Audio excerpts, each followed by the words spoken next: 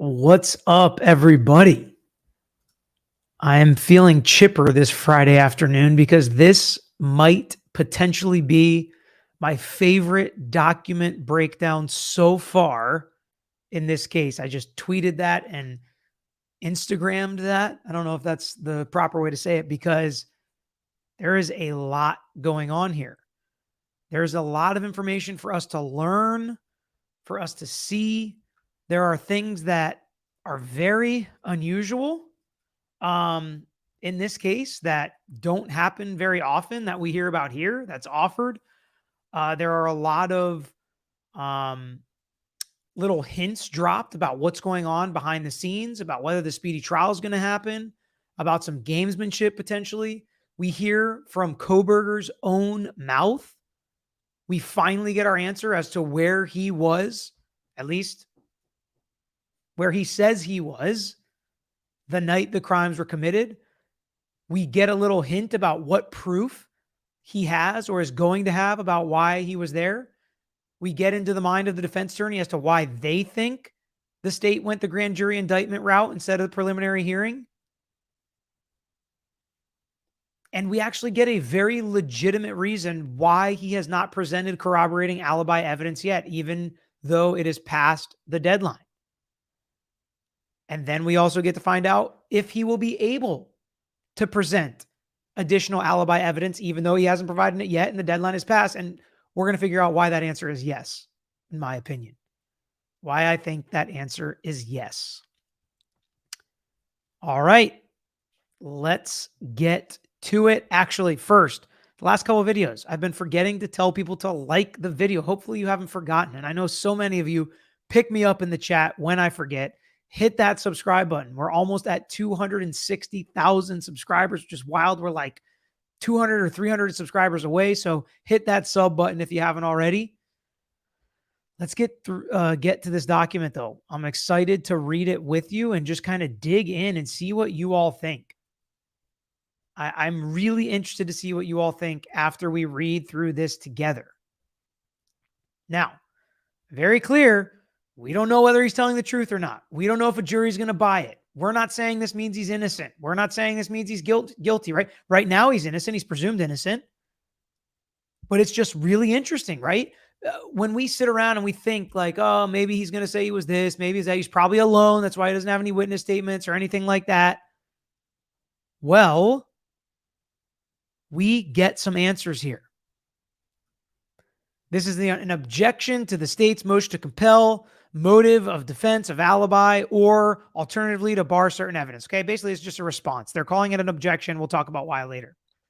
Comes now Brian Kohberger, buying through his attorney of record, Ann C. Taylor, public defender, and hereby and objects to the state's motion to compel, motive of defense of alibi, or alternatively to bar certain evidence. The Idaho Code 19519 and ICR 12.1 require an alibi disclosure of a specific location with a specific location and witnesses to so testify. Some typos here, some scrivener's errors, no big deal. We get what it's saying. By statutory definition, Mr. Kohberger may remain silent, yet testify that he was not at 1122 King Road, November 13, 2022. So what are we learning right here? First off, they say he is testifying that he was not there. And what they mean by he still remains silent, he can't be forced to speak or testify, and he can still not testify at trial. And he doesn't have, or the state doesn't have the opportunity now to send a law enforcement officer into jail and force Brian Kohberger to talk to them. He can still remain silent. But we now know there's been a lot of speculation. Maybe he was there. Maybe it was something to do with illicit activities. Maybe he was dating one of the victims. Maybe he was hanging out and he was friends with one of them and he left before this happened. Maybe he was the DoorDash driver, right? We've heard all of these things, all these theories, all this speculation. Well, none of those are going to be something that seemingly Brian Kohberger is going to argue at this point because he is testifying he was not at that address on November 13th. So we can literally cross all of those off as potential arguments he may make. However, in an abundance of caution and recognizing the court does have authority to exclude witnesses, again, they don't have to, but they have authority to, they have discretion to, Mr. Kohberger has indicated he anticipates corroborating witnesses. Okay, are we going to get who those corroborating witnesses are? First, we're going to look at what some case law and some rules say. When determining whether to exclude evidence due to late disclosure or non-disclosure, the trial court must weigh the prejudice to the state against the defendant's right to a fair trial. Just got done recording our defendant's right to a fair trial with Pete and my dad today for the podcast. And it's a big one, and it's a very serious right.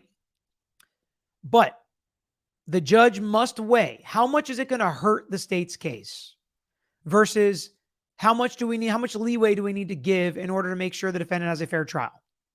And let's keep that in mind when we read the rest of the motion. It is error for a court to exclude a witness based solely on late disclosure without analyzing whether the state would suffer prejudice from the late disclosure. So, what's interesting about case law, right? And what's the judicial branch's job? They interpret the law. They do not write the law. The law says you have to produce an alibi X amount of days after it's demanded. But what the case law says in interpreting that is you have to produce an alibi within X amount of days that it's demanded, or at a later date, as long as it's not overly prejudicial to the state. That's basically what it's saying. And I'm just saying that. I'm not reading it.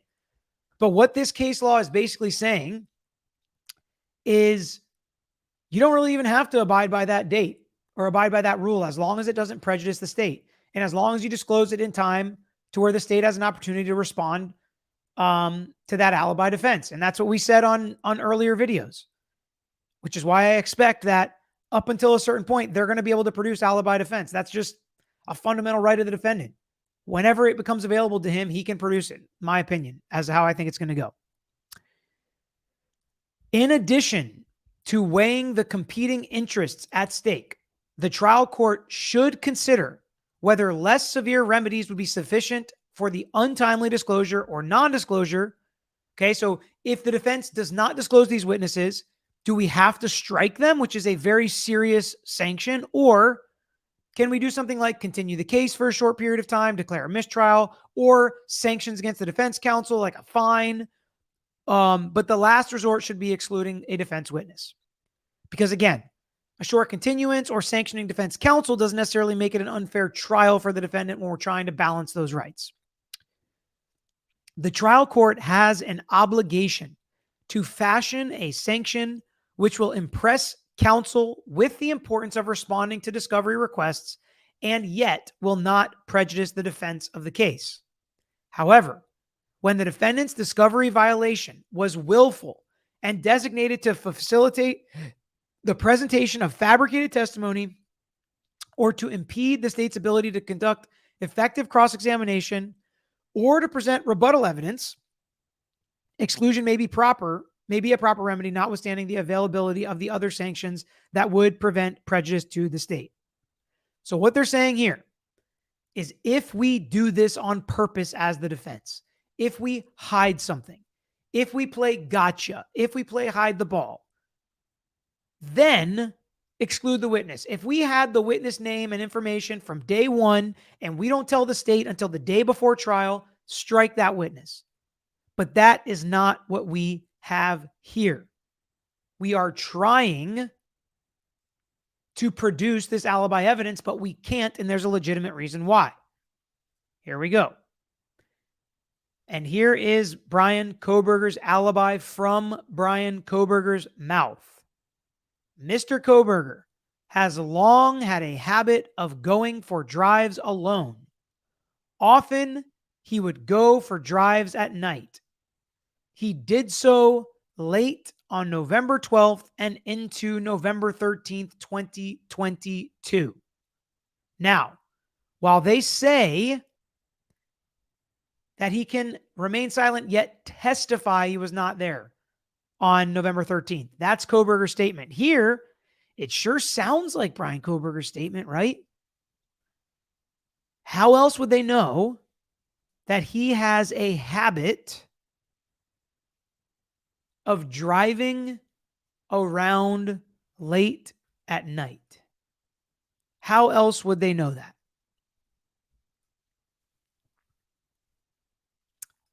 Well, We're going to get there.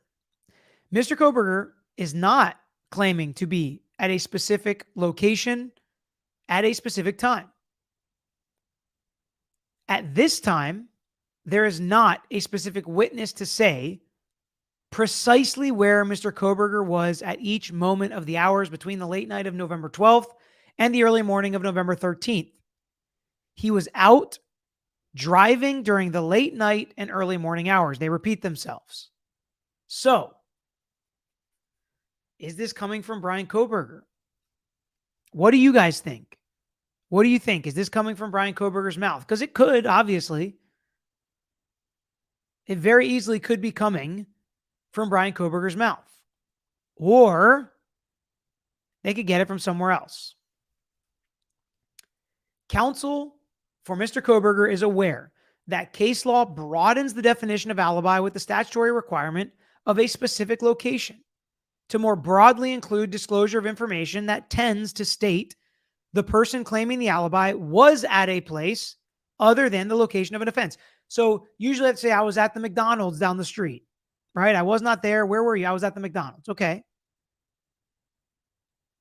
Mr. Kohberger has complied to the extent possible at this time. What do they mean to the extent possible? Why can he not fully comply? Corroboration of Brian Kohberger not being at the 1122 King Road address may be brought out through cross-examination of the state's witnesses. At this time, Mr. Kohberger cannot be more specific about the possible witnesses and exactly what they will say. The defense has been hampered by the state's own choices. And now we start to hear why should Mr. Kohberger be allowed to produce evidence later? Why is it unfair that Mr. Kohberger cannot produce additional alibi evidence? Well, he says they have been hampered by the state's choices. The defense believes that the state chose, I added in the defense believes, that the state chose a secret grand jury rather than a planned preliminary hearing. Had the state moved forward with the preliminary hearing, the defense would have had the opportunity to develop testimony through cross-examination and witness presentation. Now, I don't know what the rules are there or why they can't depose these witnesses, but they believe one of the reasons the state went with the secret grand jury versus the preliminary hearing is so the defense could not develop this alibi defense. Instead, the defense has only received on July 27th. They were supposed to receive it, I think, on like July 21st or 4th or something like that. And again, they filed their motion to dismiss the grand jury indictment on the 25th or something prior to even receiving the testimony, which is kind of wild. That was just a little curveball in there that, we're not going to dive into too deep, but just thought that was interesting. So it wasn't until July 27th they even had a copy of the testimony the state chose to elicit. And again, it says the state chose to elicit, meaning they didn't elicit everything the defense would have wanted elicited, which makes sense in how a grand jury proceeding goes. Review of such is underway. So they're looking through the grand jury transcripts. The defense had to obtain investigative materials from the state's investigative counterparts, the FBI, through an order compelling the state to provide such materials. And the state made draft disclosures just 2 weeks ago. The sufficiency of these is currently being analyzed. So there's a lot to unpack here. It's important and we can't miss it. So what is the defense saying? We haven't had the opportunity to develop our alibi defense because, one, the state decided to pick a grand jury instead of a preliminary hearing. And two, because the state continues to refuse to give us what we're asking for in discovery. And every time the state refuses to give us something and we go forward with a motion to compel, and here it says through an order compelling that information. So we had to go to you, Judge, and you had to force the state to give us this material, and we still only have draft answers that we're reviewing. So why can't they present the alibi evidence? Grand jury versus preliminary hearing, and the state continues to refuse to give us discovery. That's not the last of that. Corroboration of Brian Kohberger not being at 1122 King may be brought out through expert witness presentation. That analysis is underway. The defense has been diligently working to analyze relevant discovery materials to conduct its own investigation. Notably, the defense has had to obtain a court order to receive relevant discovery materials, and that delay hampers the defense investigation. So before we read what this case law says, that is the second mention now that the defense has had to tell the court to force the state to give us appropriate documents and discovery that we should have gotten all along. So our delay is because of their delays. And I will just tell you, that's why I've made a big deal about some of these motions to compel. Every time that happens, and either the court has to force the state to give the defense something, or number two, if they file discovery, state objects, defense files motion to compel, and they're about to go to court, and then, all of a sudden at the hearing, it's like, the state and the defense have worked it out. The state's going to produce this and that. Every time that happens, that is a win for the defense, because that is a delay attributable to the state. And I believe the defense will eventually say that because of all of these delays, they cannot go to trial within the speedy trial period, and therefore the state has violated Brian Kohberger's right to a speedy trial. I think we are going to get there eventually. Now, will it work? Probably not. But I think that's what they're trying to set up, and they're about to accuse the state of something in the inverse of that, which may also be be happening. The right to offer the testimony of witnesses and to compel their attendance, if necessary, is in plain terms the right to present a defense. The right to present the defendant's version of the facts, as well as the prosecution's, to the jury so it may decide where the truth lies. Just as an accused has the right to confront the prosecution witnesses for the purpose of challenging their testimony, he has the right to present his own witnesses to establish a defense. This right is a fundamental element of due process, meaning if you're going to take away my ability to present an alibi defense, just know you are taking away a fundamental element of due process, judge, which judges do not like to do. And we don't want judges to do that, right? As Americans. More discovery talk here. The defense acknowledges a vast amount of discovery has been provided. Discovery is received on nearly a weekly basis. The defense reviews and acts on the discovery as quickly as possible, including making appropriate supplemental requests for discovery. So what that means is you get something like, hey, what all officers were there? And they give you a list. And you're like, we didn't know this guy was there. Can we have his employment folder? And then you read his employment folder and you're like, he also worked on this case. Now we want to request what he did on this case. Were there any sanctions? Whatever it may be. Each time discovery is given and you look through it, it potentially leads to other more discoverable material, which is why discovery is a search for the truth in that process and why it's much more broad than what would be admissible at trial. So it's not uncommon. You get one thing and it leads you to another and another and another, and you have to continually ask for those things. The state's motion, and here's where I said the inverse is what they accuse the state of doing. The state's motion to force the alibi or to demand the alibi is an attempt to force the defense to open its work product files and let the state peek inside. The defense has stated all that it can, all that can firmly be stated at this time. So what are they saying? They think the state is trying to force them to tip their hand and give them all the potential theories of what they could argue in this case,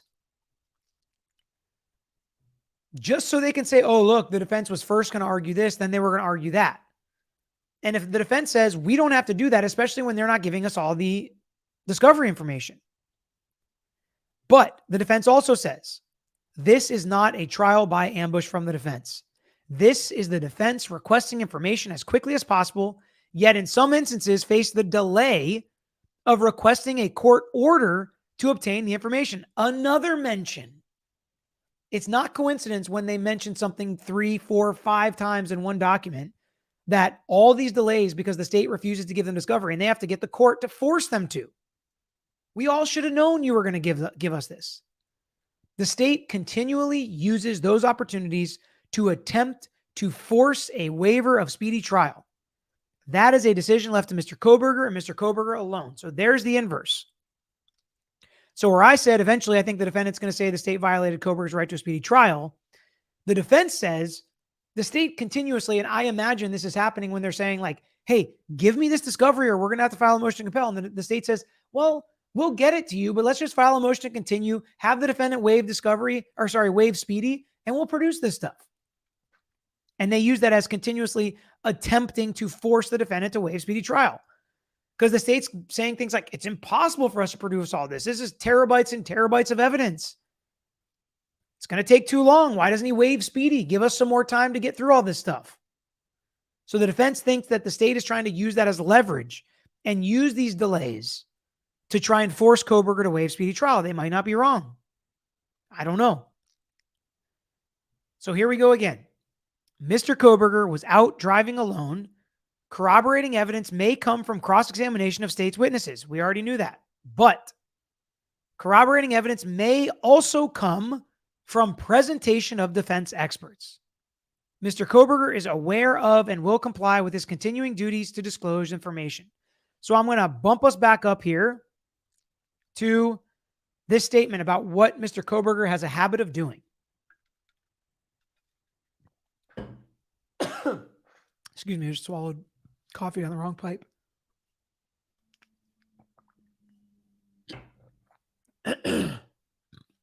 Sorry about that. Okay, so Mr. Kohberger has a long habit of going for drives at night alone. And that's what he was doing on the 12th and 13th.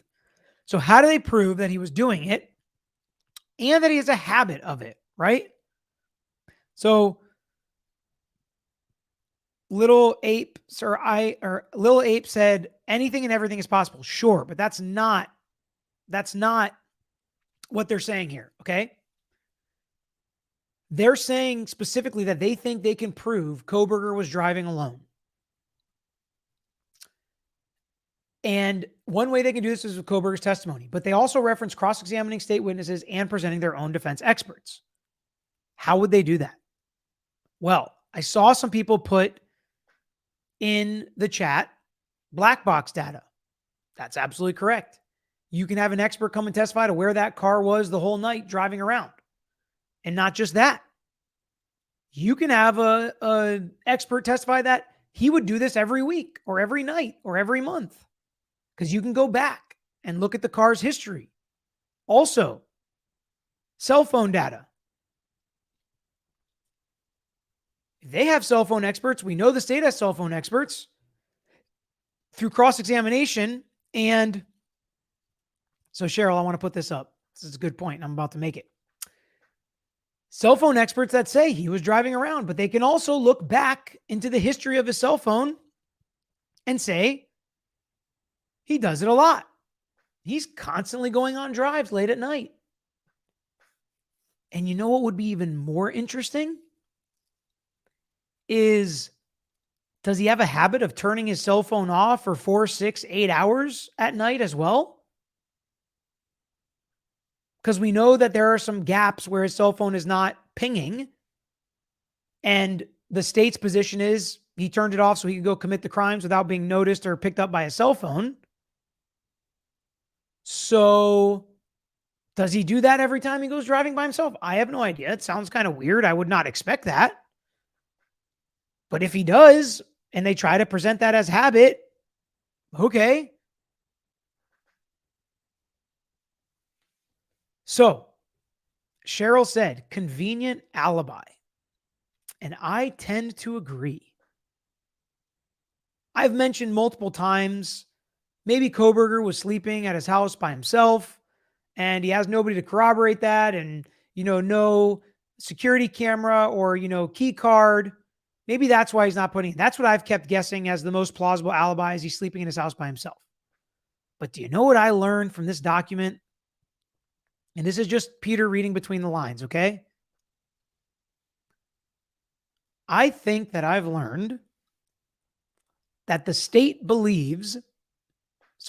defense believes the state is going to be able to prove that Brian Kohberger was not at his own house that night, that he and his Elantra were out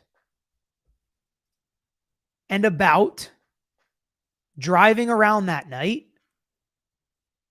And again, like I said, if they prove that he turned his phones off other nights, I think the defense knows and has succumbed to the fact that the state can prove all this. So I think they know their theory has to fit in to Brian Kohberger not being at his house. It has to fit in to Brian Kohberger being out on the road. And again, we need to discuss what we know, what we can talk about, what we think, because I've heard some speculation and people talk about how that's not even his Elantra. That's not even his cell phone. It wasn't pinging. Well, we know his car was way over there. There are tons of those launches. It could have been this or that or the other. I don't think the defense is going to argue any of that. They're not going to argue he was there for a legal purpose. We know that he was at the King Rhodes house for a legal purpose. They've crossed that one out. And they've also crossed out that he was anywhere else except in his car alone. And if you remember from the Murdoch case, a lot of times Murdoch's lawyers would take things that they knew the state was going to be able to prove. So both sides were agreeing. Here are some of the facts, but it means this, not that. And that right now looks like, interestingly enough, what Kohberger's team is going to do. I'm a little surprised by this, right? I mean, I don't know. We don't know a lot of the evidence, right? And there's gag order and maybe this, the cell phone experts and the pinging and the black box data and whatever they have, maybe it is legit and just, this is it. They can prove it. So our defense or our alibi has to fit into that. Yeah, Nanette. Let's get those likes up. We should get to 5,000 likes here at this point. We got 5,500 people watching on a Friday afternoon with us. And I'm glad because this one is really, really interesting to me. Is being alone in your car an alibi? So here's the point. An alibi is saying that you were somewhere else or proving with some kind of evidence that you were somewhere else other than the scene of the crime at the time the crime was committed. So technically, yes, we've said that all along, but that's why there's not a lot of corroborating evidence if you're by yourself. But his corroborating evidence, so he says, is going to be his experts with probably cell phone and car data and cross-examination of their witnesses. Now, don't let me forget or end this video before reading the last paragraph of this motion, which is something that is very, very unusual. I have never proposed or had happen in any case. Talked to my dad about it too. He's like, what? They offered to do what? But first, I want to answer some questions. John, if he was out driving, couldn't traffic cameras provide credible coverage of his alibi? Yes, they could. Do you know how many places don't have working traffic cameras? Happens a lot. But if they are there, absolutely, they could. M. Lebrecq, Peter, I sent you an email this morning. Okay. I will have to check through it. I'm a little behind on emails here.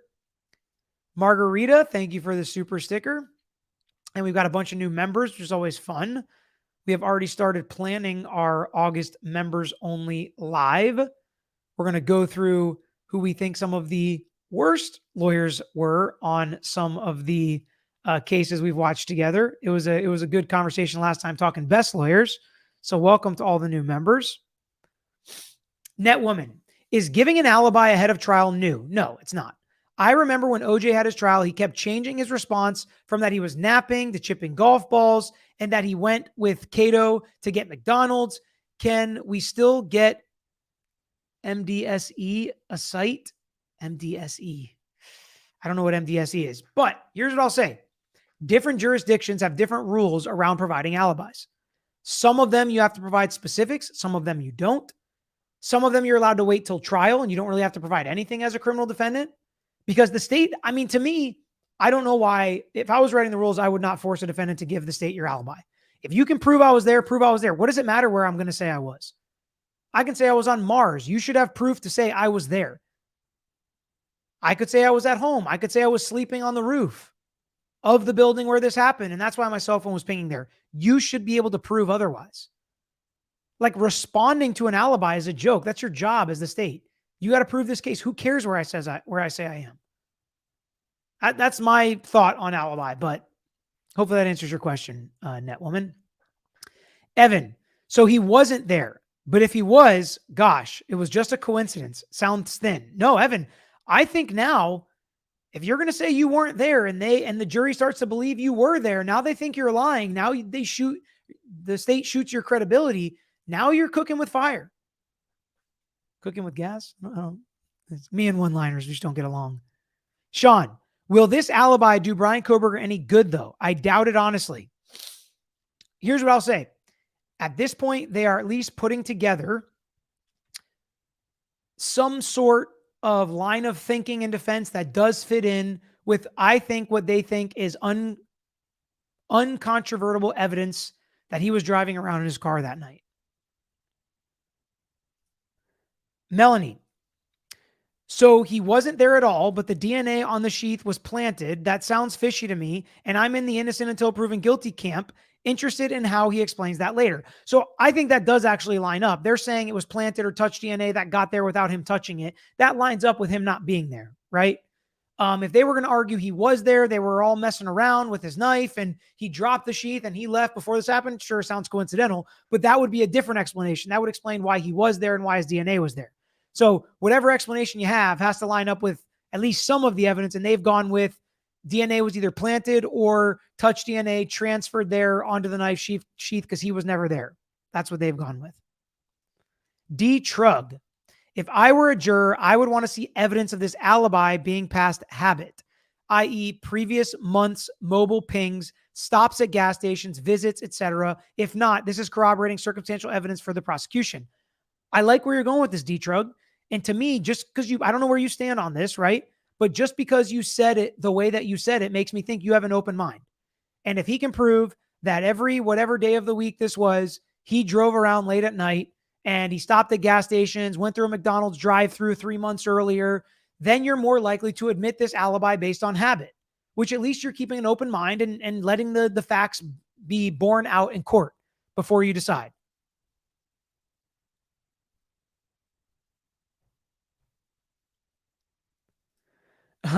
Would love to see a video at FSU's path to getting out of its deal with the ACC. One of my friends just said maybe the Saudis will come bail us out like they did Live. So a lot going on there with what I don't know what to think. I'm reserving ruling because I've got so much Big Ten hate in my life as well from friends. So if we end up in the Big Ten, it's going to be interesting. He really lucked out with a great attorney. Some people think that, some people don't. I mean, I think they're doing a good job for him. John, is this good or necessary lawyering from both sides? Yes, I think it's good and necessary from both sides how they're handling this. I don't see bad lawyering here at this point.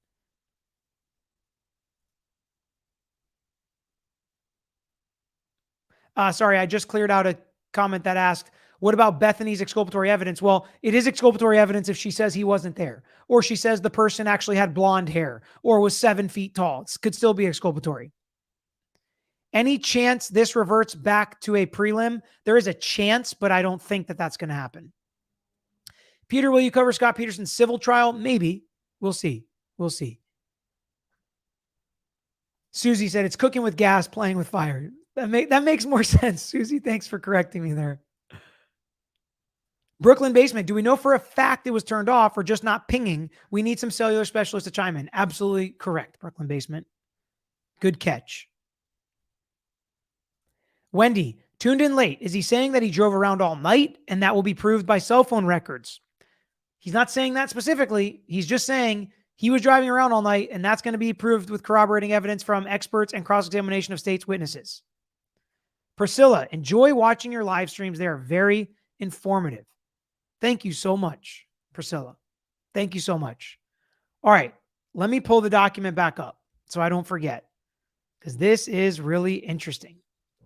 So remember the argument they made earlier about the state's just trying to get defense work product. They're trying to find out our theories. They're trying to look into what we're thinking and what we're doing, which is not appropriate. Well, you know how you put your money where your mouth is and you prove you think that's the truth? The court may exempt Mr. Kohberger from further inquiry. Mr. Kohberger requests such an exception at this time. So basically saying you've provided enough. Your alibi is you were driving around, which I actually agree with. It seems like a lot of you agree with that too. Like, okay, he said he was driving around. Now prove it. Right? So, I mean, that's his alibi. So if the state wants to disprove it, they can disprove it, which you can by having an eyewitness say Kohberger was there and his DNA was on the sheath inside the house. That seems like pretty good response to somebody saying I wasn't there, I was driving around. But here is the zinger. Continued inquiry at this juncture delves into his case investigation as well as protected work product, meaning we are investigating lots of theories, Judge.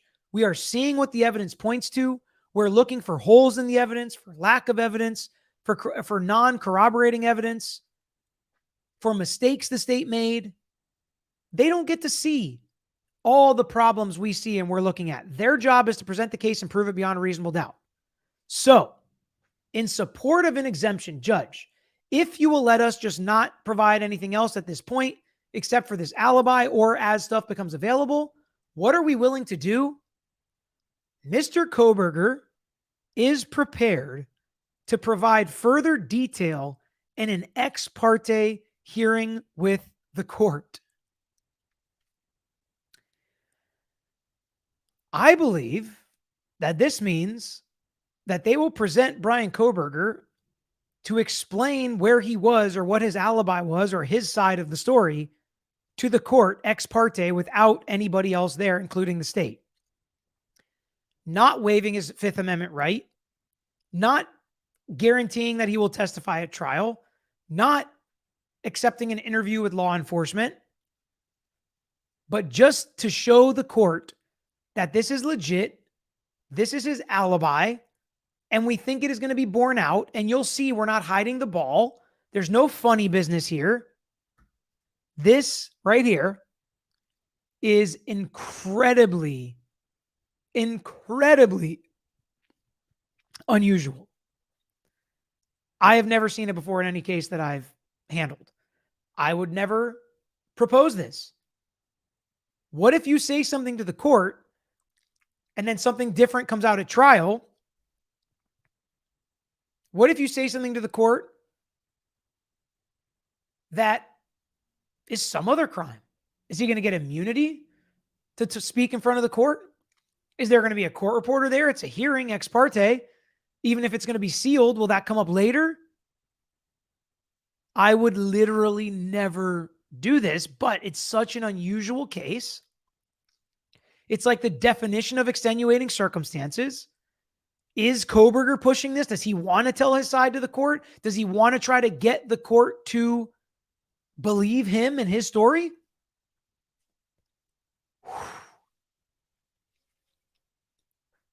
It's really interesting. Really, really interesting. And I want to make sure that we hit that before the video ended. I'm going to hit a few more questions here before we stop. Leanne said, since COVID, I drove around just to get out of the house. I still do it because it became a habit. Fair. Thank you for providing context as well. Maybe it's not so unusual. Belinda, can't understand all this muddying of the waters beforehand. Facts are facts. If they have enough, then go to trial and stop playing around. Well, to be fair to the defense, they don't have all the facts the state has yet. They keep asking for them. The state keeps trying to block them, and they keep having to get the court to force the state to give them some facts. Now, from the state's point of view, I think you're right. They should have all the facts. It shouldn't matter what Brian Kohberger says because they should be able to prove this case beyond reasonable doubt, regardless of where he says he was. Cole, seems incontrovertible car was spotted. If didn't admit that, zero credibility from the jump. Don't think this hurts, LOL. I don't know if it helps, but only card to play. I don't disagree with you. I think it was the right card to play. So, Magistra, interesting. Ex parte, we've had ex parte hearings that are in judges' chambers and in courtrooms. It's just like this would be just Kohberger and his team and the judge is what I would think this would be. Agree the state, yeah, there wouldn't be press there or media. Agree the state should have to prove not be given alibi. Yeah, I mean, They should prove it regardless of whether the defendant has an alibi or not, because obviously, if you prove he was there, you're disproving that he wasn't there, right? Welcome, Malene. Rachel, off topic, but Jax posted part 3 of Raquel's deposition. I saw your part 2 last night and just wanted to let you know about part 3 if you didn't already. Thank you for all you do. Okay, I must have missed that. Gosh, that was a while back. I'd probably have to like catch up where we even were with the facts before I jumped into that. Pan Tuffle, that law enforcement would plant DNA evidence and let real murderers walk to protect their own rep is a huge stretch for me. Maybe they'll say law enforcement contaminated sheath. I think similarly to you, that's not the route I would go. That, oh, they wanted to get this random dude so bad that they planted evidence that it was him. But usually that's not how it goes. In situations I've seen and read about, usually they actually do think it's him because of other things. Again, car, cell phone, he cased the joint, the description of bushy eyebrows, that they're like, it's definitely him, but we know we don't have enough to convince a jury, so let's plant some DNA. That'll be the hook, line, and sinker we need. Usually it's more like that. Not to say that's what's happening here, but I just mean, like, you're right. It just seems weird that they would just plant evidence with a random guy and let the real guy go. It's usually they think this is the real guy. SC, good afternoon, Peter. Aspects of this alibi will be proven by the state since driving around is part of the case. That is interesting to me. I agree, which is why Cheryl said very convenient alibi, and I don't disagree with that. Alicia Joe, it's a sketchy alibi, but I'd still like to see any DNA evidence found in the car. Possible to be doing nothing criminal, but hard to prove. I agree, especially when you're by yourself. It's tough. It's tough to say that that is an alibi. I mean, it is an alibi. It's tough to say that, the jury's going to believe that. Azam, I love your new Be a Lawyer video, Peter. Yes.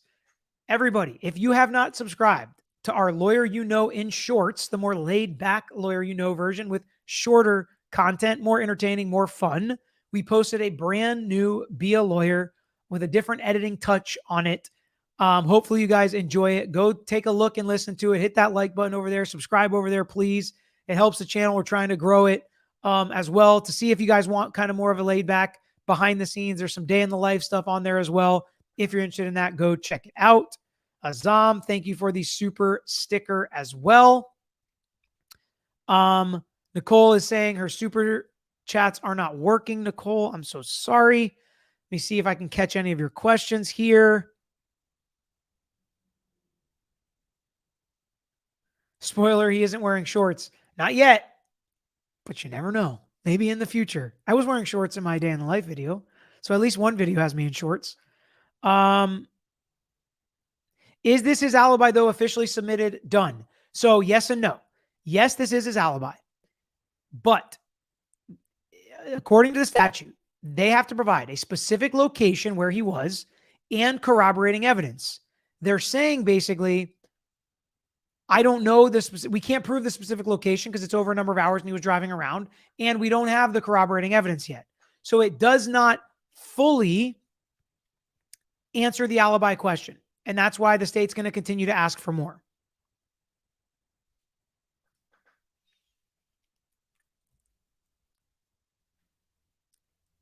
Let me see here.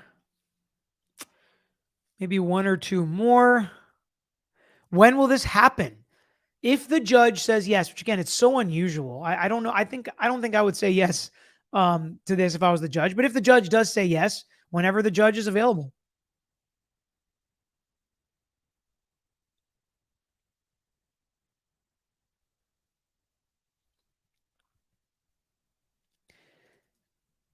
John, if the DNA is positive 0.0087 on the sheath, is that enough? It depends on the jury. You guys tell me. You guys are the potential jurors, right? It's up to a jury whether they think that's enough. Glow, can they create an alibi in cross-examination? Of course.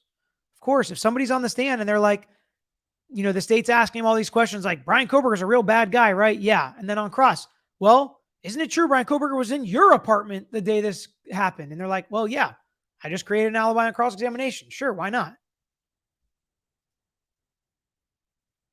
Mo, his ex parte offer makes me think he wants to say he was doing something else illegal at the time. I don't think so. I just think they don't want to let the state know what they're thinking at this point if they don't have to, outside of I was driving around. And maybe expert reports from their defense experts aren't ready yet. Maybe they're not even due yet. There could be some competing deadlines. Ashley, why did he give the nothing burger alibi and now saying this was the defense forced to? I think the defense probably felt forced or like they were worried they weren't going to be able to even make the argument. So they wanted to tell the judge we're doing our best. Or they were still, I'm not saying they're making stuff up or lying or anything like that, but maybe they were still considering different ways to present an alibi. Christy, will you explain the Corey Richens hearing? Recovery Addict streamed it today. I will have to take a look. I have not looked at it at all. I don't know anything about it, so I can't comment on it at the moment. All right. That's all we got here for this live. Thank you so much to everybody that joined us. Hit that like button if you haven't already. Go subscribe to our Lawyer You Know in Shorts channel. The new podcast is dropping Monday, so go subscribe to that podcast channel. Hopefully it's up. If not, it'll be up this weekend. Lawyer You Know podcast. Stupid Snoopers. I have a question. Doesn't DNA stay on things a long time? What if he was there before? Just asking, playing devil's advocate. He could have. And there's going to be testimony that it could stay on there for a long time, but you can also wash touch DNA off, which is what they're going to say about his car. Could have been in his car. He just washed it off. You can wash blood DNA off, right? We know that. Curly, this case is annoying. Why all this? Just go to trial, stall tactics on the defense. I mean, I would think if you follow every case closely enough, I'll tell you half the cases I'm involved in, I'm like, this is annoying. Delays are always annoying. Sweet tea. Aren't there cell phone pings or hearsay that BK drove around the area 12 times from August to November? Yeah. I mean, I don't know about if it was 12 times, but I know there is evidence he was driving around that area that, law enforcement and the state says he was casing the joint. Basically, we'll have to see how all of that gets connected. All right. That's all I got. I really have to go at this point. I love you all so much. Thank you so much for joining me. Nicole, have a great weekend as well. Sorry the super chats weren't working this time. Hit that like button on the way out, and I'll see you guys on the next one. Thanks for watching another episode of The Lawyer You Know. If you enjoyed the episode, please hit the thumbs up and share with your friends who may be interested here on YouTube. And don't forget to subscribe. You can also follow us on Instagram, Twitter, Facebook, and TikTok at Tragos Law is our handle. And don't forget to listen to the Lawyer You Know podcast featuring new episodes every week. If you have a case you want to talk to us about, if it's a personal injury case, wrongful death, catastrophic injury, car accident, or slip and fall case, please email us at lawyeryouknow@gmail.com.